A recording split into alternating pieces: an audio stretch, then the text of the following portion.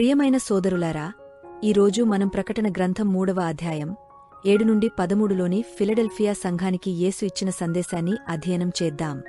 ఇది 7 సంఘములలో ఒక ప్రత్యేకమైన సంఘం. వీరు బలహీనులే అయినా దేవుని వాక్యాన్ని కాపాడి యేసు నామాన్ని నిరాకరించలేదు.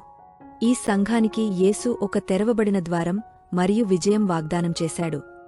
7వ వచనం, దావీదు యొక్క తాళము కలవాడు, ఎవడును వేయలేకుండా తీయువాడును, ఎవడును తీయలేకుండా వేయువాడు. యేసు తనను సత్యమైనవాడు, పరిశుద్ధుడుగా పరిచయం చేసుకున్నాడు. మన పాఠం, ఆయనే మనకోసం అవకాశాలను తెరవగలవాడు మరియు మూసేయగలవాడు. 8వ వచనం, నీ క్రియలు నాకు తెలిసినవే, నీకు కొంచెం బలమే ఉన్నా నా వాక్యాన్ని కాపాడితివి. ఫిలడెల్ఫియా సంఘం బలహీనమైన విశ్వాసంలో దృఢంగా నిలిచింది. మన పాఠం, బలహీనతలో కూడా దేవుడు మన విశ్వాసాన్ని గౌరవిస్తాడు. 9వ వచనం, సాతాను సభకు చెందినవారు నీ పాదములయొద్దకు వచ్చి నమస్కరింతురు. దేవుడు తన ప్రజలను గౌరవించే విధంగా శత్రువులను కూడా వంచిస్తాడు. మన పాఠం, దేవుని ముందు నమ్మకంగా ఉన్నవారిని చివరికి దేవుడు ఘనపరుస్తాడు. 10వ వచనం, నీవు నా సహన వాక్యాన్ని కాపాడినందున భూమిమీద నివసించువారిని శోధించుటకు రాబోవు శోధన సమయము నుండి నేను నిన్ను కాపాడుదును. ఇది ఆత్మీయ రక్షణకు సంబంధించిన వాగ్దానం. మన పాఠం, యేసుమీద విశ్వాసముతో నిలిచిన వారిని ఆయన రక్షిస్తాడు.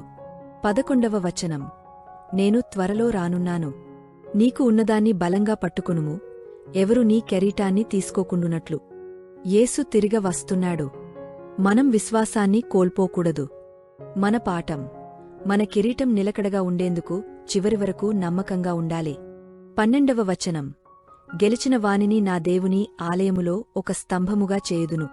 ఇది గొప్ప వాగ్దానం, దేవుని సమక్షములో శాశ్వత స్థానం.